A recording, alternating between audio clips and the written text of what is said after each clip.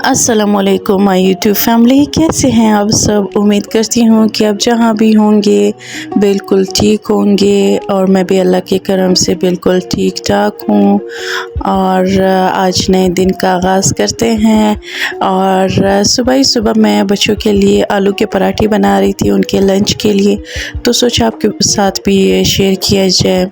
तो सिंपल मैंने आलू ले लिए थे और अनियंस को थोड़ा चॉप कर लिया था, कोरिएंडर पाउडर डाल दिया था, रेड चिली फ्लेक्स डाल दिए और नमक थोड़ा सा ऐड कर दिया और सिंपली मैं इनको अभी मैश कर लूँगी।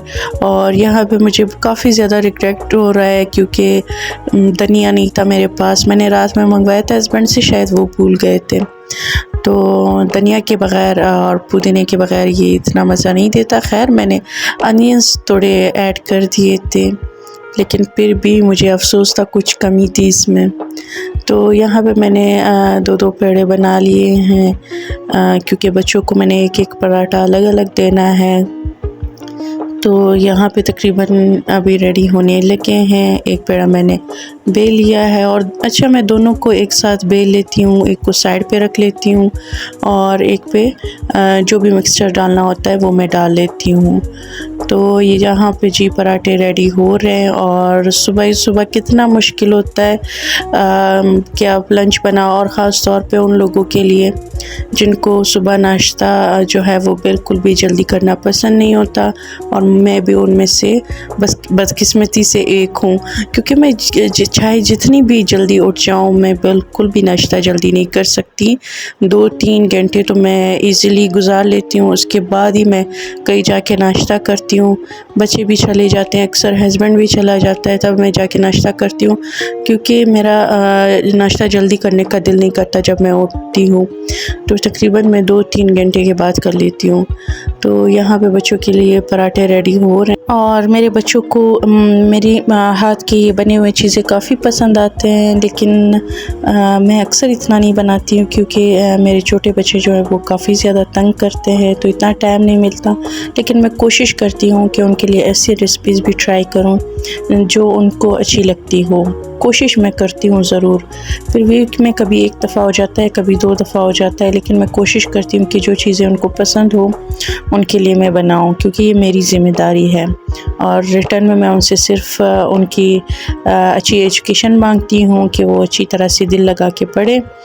तो मैं ये समझती हूँ कि जो गलतियाँ हमने की हैं या हमसे हुई है या हमारे साथ हुई है, हमें ये कोशिश करना चाहिए, उन पर रिग्रेट नहीं करना चाहिए। हमें ये कोशिश करनी चाहिए कि अपने बच्चों में वो चीज़ें ट्रांसफ़र ना कर, या हमारे बच्चे वो गलतियाँ ना करें जो हमने की। तो हमें कोशिश करनी चाहिए कि अपने बच्चों को वो सारी चीज़ें सिखाएं जो हम लोगों ने नहीं सीखी या बाद में सीखी। और हमें ख़ुद भी ये कोशिश करनी चाहिए कि अगर कोई हमारे साथ बुरा कर रहा है तो हम किसी के साथ आगे चल के बुरा ना करें। तो ऐसी छोटी बातों से इंसान को सीखने को मिलता है और ज़िंदगी संवरने लगती है। अभी आप पाकिस्तान की मिसाल देख लें, पाकिस्तान में सारा दिन यही चल रहा होता है कि हमारे हुक्मरान बुरे हैं, हमारे हुक्मरान बुरे हैं, सारा पैसा उन्होंने खा लिया। आप अपने आसपास दुकानों वालों को देख ले, रेडियो वालों को देख ले, सबको देख ले, सभी अपने आप में मगन हैं। सभी इस कोशिश में कि किस तरह किसी न किसी से पैसे निकालें, रेट ऊपर बता देते हैं, ख़राब चीज़ें आपको बेचती हैं। लेकिन वो भी तो हम में से हैं, वो भी तो आवाम हैं, उनके भी तो बच्चे हैं। लेकिन नहीं, वो सारा कसूर जो है वो हुकूमत को देते हैं या हमारे हुकूमत के रखवालों को देते हैं। ठीक है, मैं मानती हूँ कि गलतियाँ वहाँ पे हो रही है, लेकिन हमें सबसे पहले अपने आप को बेहतर करना चाहिए। जब हमारे पाकिस्तान में ये होगा या हमारे आसपास मतलब जो भी बहन भाई है सब अपने आप को ठीक करने की कोशिश करेंगे तो मुल्क के हालात बेहतर होना शुरू हो जाएंगे। लेकिन यहाँ पे ऐसा कोई सिस्टम नहीं है। घर में मासिया 2 नंबरिया कर रही होती है, एक प्लेट को अच्छी तरह धो रही होती है, दूसरे को पता नहीं किस तरह धो रही होती है, कुछ पे शैम्पू छोड़ देती है तो कुछ को ऑयली सा रख देती है। ऐसे ही आप हर किसी की मिसाल ले लें, मासी की तो मैं वैसे ही आपको मिसाल दे रही हूँ। सब کی آپ مثالیں لے لیں، ہر کوئی کہیں نہ کہیں آپ اپنے آپ سے لے لیں۔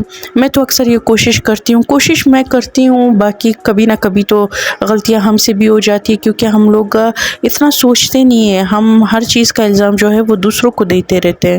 تو ہم ہمیشہ اپنے آپ سے آپ یہ مثال لے لیں، کبھی ہم باہر جاتے ہیں، کچھ کھاتے ہیں، کچھ ڈسپوزیبل گلاس وغیرہ ہوتے ہیں، ہم لوگ ویسے ہی روڈ پہ پھینکتے تھے، نہیں بھائی ہمیں ایسا نہیں کرنا چاہیے۔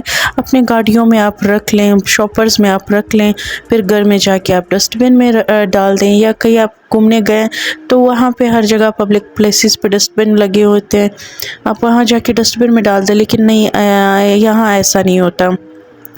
کوئی خوبصورت جگہ ہو جہاں ہم لوگ گھومنے جاتے ہیں، آپ دیکھ لیں وہاں کا سی ویو کیسے ہوتے ہیں، ہر جگہ آپ کو کچرا ہی کچرا ملے گا۔ نہیں، ہم لوگ یہ سوچتے ہی نہیں کہ ہم لوگ وہاں پہ گھومنے گئے تو ہمیں وہاں پہ کچرا نہیں پھیلانا چاہیے، جس سے ہمارا پولوشن کا جو سسٹم ہے وہ کافی بڑھ رہا ہے، اور ہمیں ہی نقصان ہو رہا ہے، ہمارے بچوں کو نقصان ہو رہا ہے، سب سے پہلے ہمیں ہی نقصان ہو رہا ہے۔ لیکن نہیں، یہ بات ہمیں سمجھ میں ہی نہیں آتی، ہم لوگ ڈاکٹرز کے پاس بھاگ رہے ہوتے ہیں، یہ دوائی لے لو بھائی، یہ دوائی لے لو۔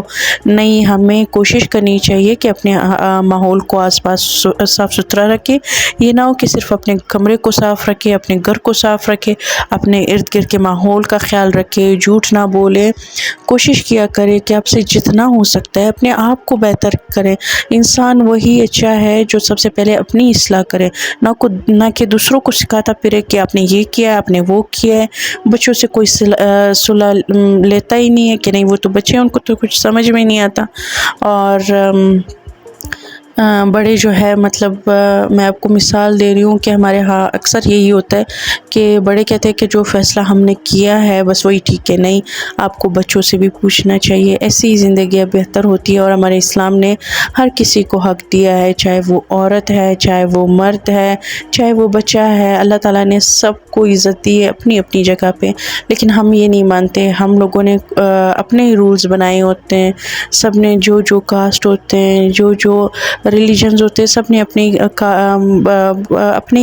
آپ سے کچھ نہ کچھ بنایا ہوتا ہے۔ تو ہمیں اپنے مذہب کے راستے پہ چلنا چاہیے، اور ان سب چیزوں کو فالو کرنا چاہیے جو ہمارے اللہ تعالیٰ نے ہمیں سکھایا ہے، یا ہمارے قرآن مجید میں ہمیں سیکھنے کو جو ملتا ہے۔ اور ہمیں یہ بھی کوشش کرنی چاہیے کوئی قرآن شریف کو ترجمے کے ساتھ پڑھنا چاہیے، تاکہ ہمیں زندگی کی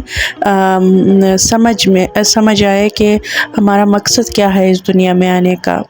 تو چلیے، میں آپ لوگوں سے لیتی ہوں اجازت ہے، اور اگر آپ لوگوں کو میرا آج کا ولاگ تھوڑا سا بھی اچھا لگا ہو تو لائک، سبسکرائب اور شیئر کرنا نہ بھولیے گا۔ انشاءاللہ کل ملتے ایک نئے ولاگ کے ساتھ، اپنا رکھیے گا ڈھیر سارا خیال۔ اللہ حافظ۔